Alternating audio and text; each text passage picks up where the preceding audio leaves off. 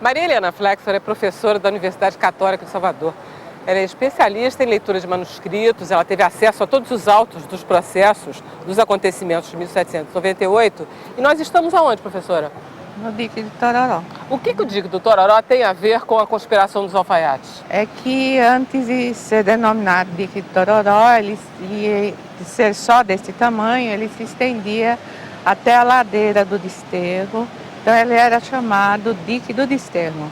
Né? E foi justamente o local onde supostamente os conspiradores se reuniriam no dia 12 de agosto de 98 para declarar, não é, a guerra, digamos, ao poder.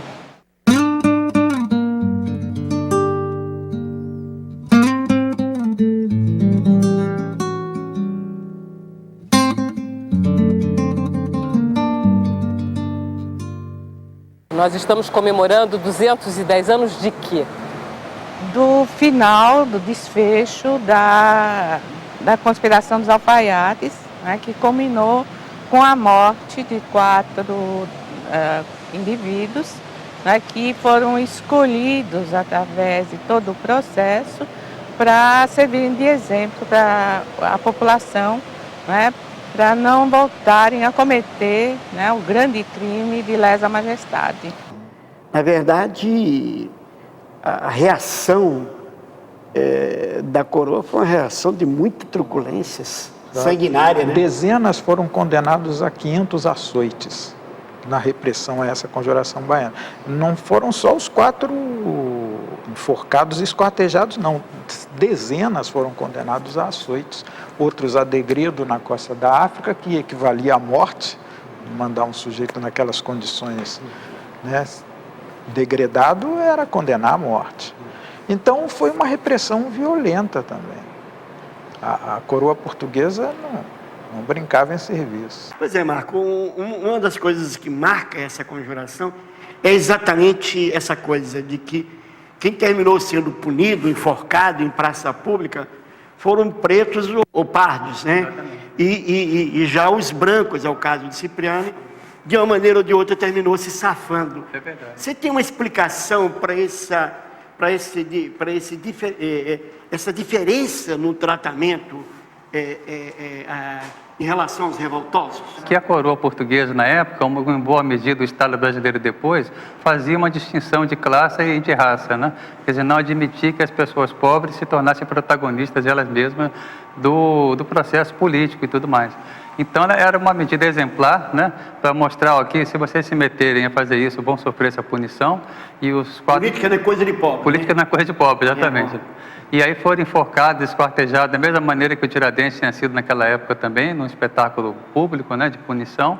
E, por outro lado, era uma maneira de proteger as pessoas da elite que tinham laços, tinham ligações, tinham contato.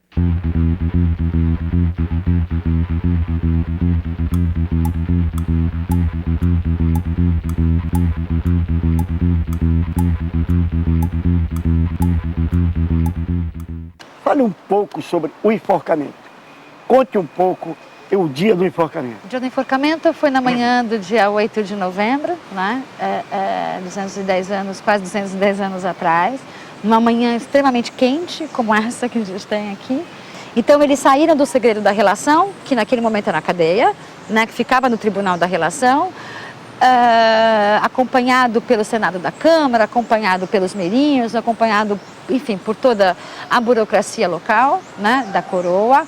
Agentes foram lotando as ruas e houve uma série de padres regulares e seculares tirando confissão, tomaram confissão, né, desses homens, e eles se arrependeram, né? No momento final de suas vidas, eles, numa catarse coletiva, eles acabaram se convertendo, porque eles foram acusados, sobretudo, de darem as costas à Igreja Católica, né, um dos grandes crimes deles, né? Eles foram enforcados, imediatamente após o enforcamento, eles foram esquartejados, tiveram seus corpos completamente esquartejados, né?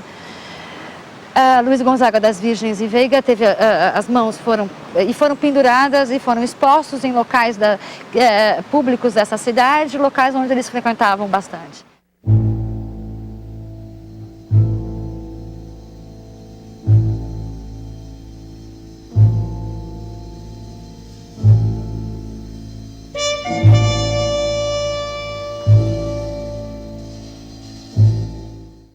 essa conspiração teve influência das ideias da Revolução Francesa. Como é que os intelectuais difundiam essas ideias aqui em Salvador? Olha, são vários, a maior parte não foi presa. Você quer citada, você quer presa, você quer... Muitos não foram presos, e como eu disse, 2 fugiram nunca, né? E nem foram condenados também, porque a gente tem o caso Cipriano Barata, que vai participar do movimento da independência do Brasil depois, né? A gente sabe da presença deles porque foram sequestrados todos os bens de todos eles, todos 54. Né? Então a gente vê textos parados no meio em que eles estavam traduzindo textos franceses para português, né, para poder passar para os outros, ou eles próprios faziam escritos, né, acerca do movimento francês. Professor, fala mais um pouco sobre a figura de Cipriano Barata, não só nesse episódio da Conjuração Baiana, mas ao longo da sua história pessoal e política. Bom, Cipriano José Barata era um lavrador empobrecido. Aliás, uma das razões da luta pela independência era esse empobrecimento de uma parte dos lavradores, né? Ou as dificuldades que eles encontravam para produzir e exportar.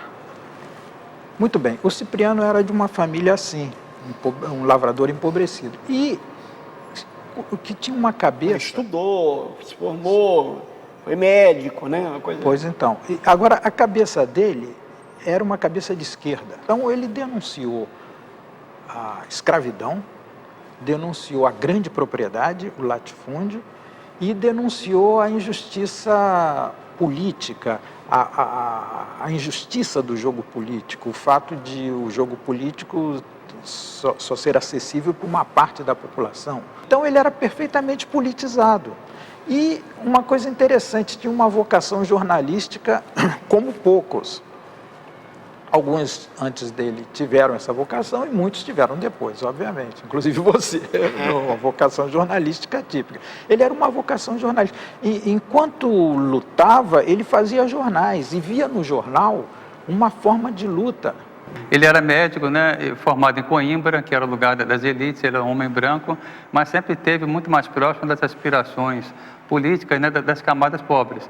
E ele foi um dos conspiradores mais ativos dessa conjuração baiana. Muitos testemunhos apontam isso. Embora, quando tenha sido preso, ele negou realmente que não tinha nada com isso, apesar das evidências se encontrarem.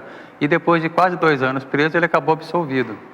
E foi o único desse grupo todo que teve uma trajetória longa posteriormente, mantendo mais ou menos as mesmas ideias, né, de transformação democrática, popular da sociedade.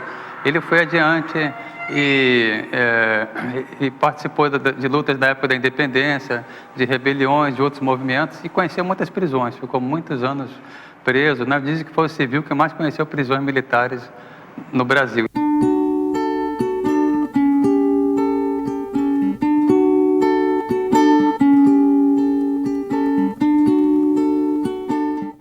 Nós estamos na Rua João de Deus com De Césares, que é o compositor do Lodomirim, que compôs Um Canto para a Igualdade, que fala da revolta dos Búzios. O que levou você a fazer essa música, De Césares? A minha inspiração para a música é levada juntamente com o que me foi passado dentro da escola do Olodum. O segmento de como foi idealizado e realizado a Conjuração Baiana. Os ideais de luta em prol de uma causa comum para todos os baianos, os ideais de fraternidade, igualdade, de melhoria na situação social, como liberdade da classe negra, escrava, como a melhoria no salário da época, um sentimento mesmo de querer evoluir, evolução em prol de uma causa única, o sentimento de liberdade perante uma nação, igualdade perante o seu povo. Esperança, meus irmãos da Bahia, já se pode ouvir um canto para igualdade. No Olodum somos todos iguais, Gonzaga, Lucas Faustino, João de Deus e nossos ideais. Esperança, meus irmãos da Bahia, já se pode ouvir um canto para igualdade. No Olodum somos todos iguais. Gonzaga, Lucas Faustino, João de Deus e nossos ideais. Eu sou cavaleiro da luz do Olodum, sou Olodum se eu sou. Mensageiro da liberdade, filho do sol, grito libertado. Sou cavaleiro da luz do Olodum, sou Olodum se eu sou. Mensageiro da liberdade, filho do sol, grito libertado. Tenho sangue do meu povo negro, trago búzios em meu colar. Olodum, a chegada a hora que seremos todos iguais. Ideais iluministas, fraternidade e igualdade. Povo baiense renascido, é tempo de liberdade. Ideais iluministas, fraternidade e igualdade. Povo baiense renascido, é tempo de liberdade. Eu sou cavaleiro da luz do Olodum, sou Olodum se eu sou. Mensageiro da liberdade, filho do sol, grito libertador. Sou cavaleiro da luz do Olodum, sou Olodum se eu sou. Mensageiro da liberdade, filho do sol, grito libertador. Eu sou cavaleiro da luz do Olodum, sou Olodum se eu sou. Mensageiro da liberdade, filho do sol, grito libertador.